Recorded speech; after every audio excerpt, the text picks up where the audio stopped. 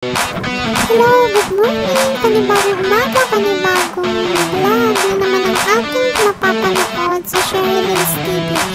At ang ating lulutuin ay Bicol Express. Simpleng-simple lang na pagluto. At yan ang ating mga kakailanganing ingredient. Hiniwa ko lang ng maliliit ang siling green. At sinunod ko na ang baboy. Maliit lang ang paghiwa ko para mabilis maluto at talagang yung ating gata ay nanonood sa ating baboy.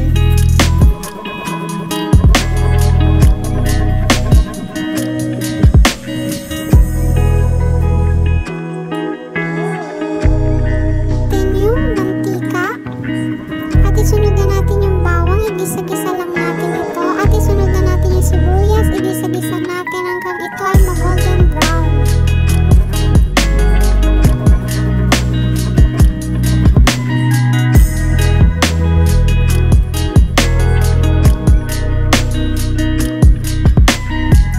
Isunod na natin yung hiniwa natin kaninang karne, yung baboy. Igisa-gisa lang natin ito hanggang mag-golden brown din ang ating baboy.